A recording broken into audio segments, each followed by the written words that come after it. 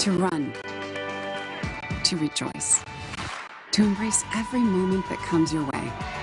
It's your life, and it's our passion to care for it. Sanford Health. Health lives here.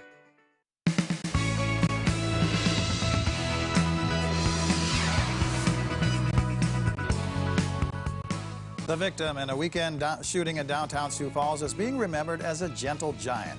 This morning, we'll take you to a candlelight vigil as police follow up on leads and are asking for your help in finding 2 vehicles of interest in the homicide. Plus, how quick action by Rapid City firefighters saved the lives of 2 dogs trapped in a house fire. Good morning. This is KELOLAND on the go with all you need to know in news and weather as you start your Sunday morning. We also have an exciting list of boredom busters coming up for you. But first, our top story. People gathered in downtown Sioux Falls last night to remember the man killed in a weekend shooting. They met near the site of the shooting for a candlelight prayer vigil. Speakers described the victim as a gentle giant who wholeheartedly loved his daughter. They also questioned why the shooter would take someone else's life for no apparent reason. Police have not yet released the name of the 37-year-old victim. The shooting happened early Saturday morning near the parking lot of the Carnegie Town Hall at 10th and Main.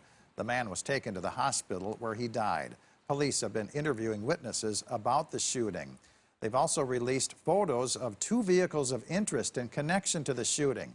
If you have any information, you're asked to call Metro Communications or Crime Stoppers at the numbers on your screen. Now, we hope to learn more details about this shooting during Monday morning's police briefing. You can watch the briefing live on KELOLAND.com beginning at 10:30 tomorrow morning. We have a pair of deadly crashes in western KELOLAND to tell you about. Authorities say a tribal police car responding to a gunshot call rear-ended a van near Wanblee Friday night. A woman and a child died in the crash. The FBI is investigating. And a 49-year-old man died when he rolled his pickup west of Keystone Saturday morning. The Highway Patrol says he was not wearing a seatbelt. Medics with the Rapid City Fire Department resuscitated 2 dogs that were trapped in a house that was on fire. The call came in Saturday afternoon in the 300 block of Oakland Street in Rapid City. Crews quickly knocked down the fire and found the 2 dogs inside. Firefighters carried the dogs outside where they were treated by the medics. Both animals were walking on their own and were left with their owner. Well, cold temperatures are moving into KELOLAND. Here's meteorologist Grant Smith in the Storm Center. Good morning, Grant. Yes, Perry, we had this cold front swing through yesterday. That's the edge of the cooler air, and that has now cleared the region, and now the colder air is really beginning to be felt around the area. That cold front also brought some rain and snow to the area yesterday through the overnight, and now we're just seeing some leftover snow this morning. So your forecast, as you may be heading out the door here this afternoon, just the snow this morning, and then the afternoon, just leftover clouds. Temperatures way below average for this time of year, looking at highs, afternoon temperatures in the 30s. And the 7-day forecast continues weather like that. We'll talk about that here in just a couple minutes. All right, thank you very much, Grant. Well, shopping is getting a little spooky in downtown Sioux Falls today. Businesses are hosting a downtown trick-or-treat from 1 to 3.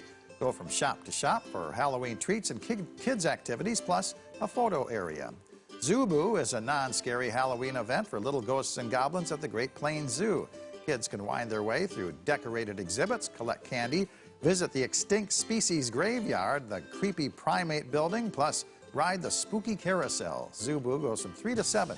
Admission is $5 for zoo members, $7 for non-members. The Butterfly House and Aquarium in Sioux Falls is hosting a Halloween party from 11 to 4. There will be games, prizes, spooky story time, and trick-or-treating with the staff. The Halloween party is free with a paid admission. Hillcrest Church in Sioux Falls is hosting a trunk-or-treat from 2 to 4. The church is located at 4301 East 26th Street. Holy Cross Lutheran Church in Sioux Falls is hosting a trunk-or-treat and Halloween dance from 6 to 8. Holy Cross Lutheran is located at 1300 South Sertoma. The Dakota Territory Gun Collectors Association is hosting the James O. Applin Classic Gun Show. Check out hundreds of tables of guns from 9 to 3 at the Ramkota Exhibit Hall in Sioux Falls. Admission is $5. St. Mary's Catholic Church in Salem is hosting a fall bazaar from 11 to 4 at the Salem Armory. The bazaar includes lunch, bingo, silent auction, paddle wheel, and kids' games. Homestead Orchard near Marion is hosting a free chrysanthemum show.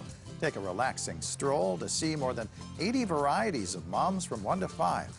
You can also enjoy a free cup of coffee and sample apples. Flick and Float at the Midco Aquatic Center in Sioux Falls features the movie Coco. Showtime is at 2 o'clock. Inner tubes will be provided. The cost is an active swim pass or a daily admission. Grant?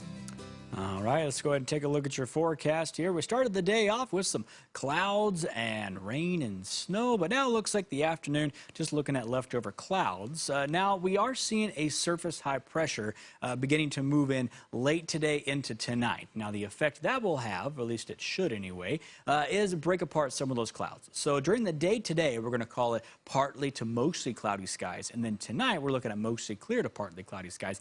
As this high settles in, helps to push out some of those clouds. We are looking at staying dry this afternoon, but then another chance for precipitation moves in late Monday into Tuesday. Another low pressure slides in from the north, and that will bring us, keep the cooler air in place. It will also bring us some clouds and maybe some snow chances as well. Now, your future cast, this is the upper level pressure. So we've got low pressure up here, high pressure up there, but you can associate those two areas with just warmer temperatures and cooler temperatures. So as I fast forward over the next week, notice how we're stuck under this upper level trough, northerly flow. That's going to keep the cooler air in place as well. So when we look at the 7-day forecast, you're going to know temperatures well below average for this time of year. As we head into next weekend, we begin to see it begin to move out just a little bit, and that will bring us a slight warming trend at the end of the 7-day. You'll see temperatures bouncing back up into the 40s.